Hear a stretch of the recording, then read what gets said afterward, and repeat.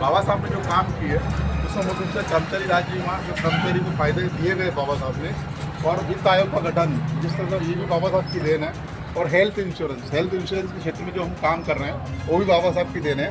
और अवकाश का वेतन, अवकाश मतलब साप्ताहिक अवकाश कर्मचारी को मिलेगा सप्ताह में 1 दिन का। और काम के अधिकारों की घंटे जो है बाबा साहब ने 8 घंटे बताया है, और 8 घंटे हर आदमी को, और 8 घंटे ज़्यादा नहीं होना चाहिए।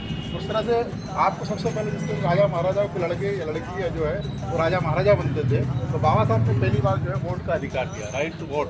जो वोट का अधिकार जिसके पास है वही राजा महाराजा बनेगा, वो वोट डाल सकता है और वो राजा महाराजा की कुर्सी पर हाथ से भी हो सकता है।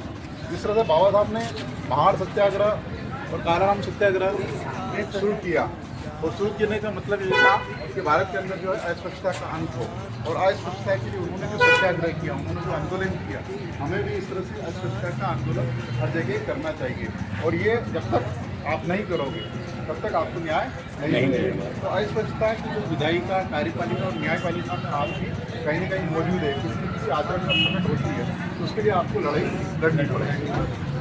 तो ये बाबा साहब का सच्चा, जिस तरह से बाबा साहब ने रुपए की प्रॉब्लम की बात कही है, तो ये भारतीय रिजर्व बैंक की स्थापना भी बाबा साहब की बहुत बड़ी देन है। तो पूरा समाज ही नहीं, देश को भी बाबा साहब का ऋणी होना चाहिए। और कानून में हड़ताल का अधिकार सबको दिया गया है, हर व्यक्ति को अपने हक और अधिकार दिए गए। तो बाबा साहब ने भी कानून को हड़ताल का अधिकार दिया है। और महिलाओं के लिए प्रसूति का अवकाश, ये भी बाबा साहब की देन है। तो महिलाओं को बाबा साहब का बहुत बड़ा ऋणी होना चाहिए कि प्रसूति का अवकाश ही नहीं दिया, उन्हें वोट का अधिकार भी दिया, तो पहले वोट का अधिकार महिलाओं का नहीं था। तो ये चीज़ें है। दूसरी बात आपने कहा, जिस तरह से अपन अपना इतिहास जाने, सम्राट अशोक का इतिहास ऐसा इतिहास है जो भारत ही नहीं, नेपाल, बर्मा, श्रीलंका तक भारत जो सम्राट अशोक का शासन था, पाकिस्तान, अफगानिस्तान तक सम्राट अशोक का शासन था। और वो शिलालेख में भारत के इतिहास की गौरव गाथा छुपी हुई है। तो हम भी अपने इतिहास को जानें, पहचानें, और यही है कि ऐसा भारत बनाए जो सबके लिए समान भाईचारे की बात करें।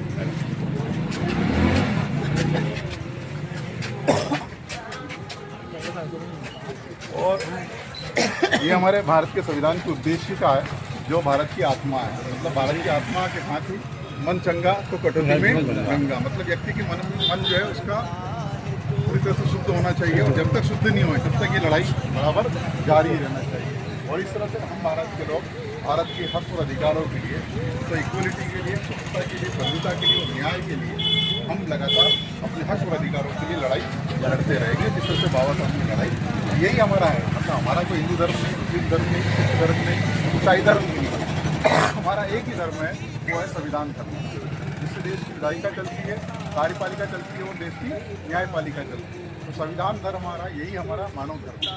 सर, जैसे न्यूज़ वगैरह में सुनते हैं हम कि संविधान धर्म यात्रा प्रारंभ हो रही है, तो कुछ लोगों का ये कहना है कि इन्होंने नया धर्म शुरू कर दिया, तो इसके बारे में आपकी क्या मतलब मार्गदर्शन? नहीं, हमारा ये है कि जिससे भारत का शासन चलता है, जिससे भारत का शासन सिस्टम चलता है, मतलब वो शासन सिस्टम ये चलता है कि हम 40% लोग जो है, हमको कई मंदिर में जाने पड़ते हैं, कई शमशान में जलने में दिक्कत आती है, कई पानी भरने में दिक्कत आती है। तो हम जो बाबा साहब ने हमको दिया भारत का संविधान, सबका सम्मान, हमारा कोई धर्म नहीं, हमारा धर्म तो मानव धर्म, जैसे कबीर ने कहा मानव धर्म हमारा, जीव जाति हमारी मानव धर्म मानव एक मानव के लिए धर्म अलग से कोई धर्म नहीं, इस तरह जरूरत भी नहीं है, जरूरत भी नहीं। ये बाबा साहब के विभिन्न स्वरूप है जो हमने, और एक उसके बाबा साहब का ये अंतिम कार्य था, जिसमें उस समय जो जनसंख्या भी था, कई सैलाब भी था, इतनी सारी भीड़ जो है बाबा साहब के कारण भी उसमें उपलब्ध थी।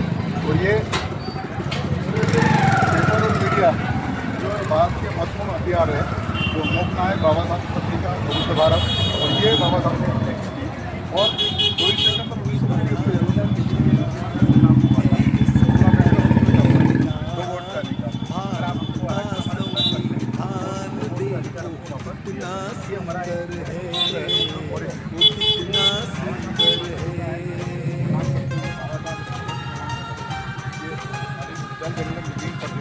आदिवासी डॉक्टर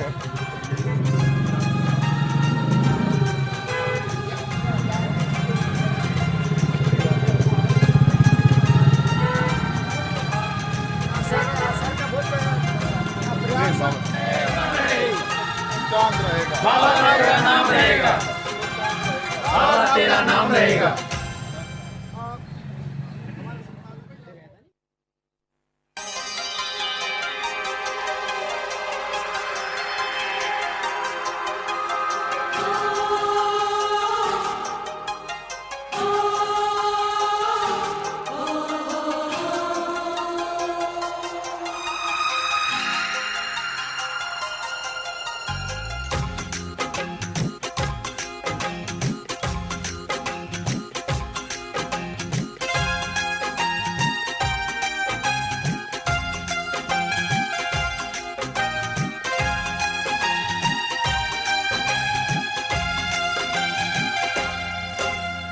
देता है वो ज्ञान तो मिलता है सम्मान, भारत का संविधान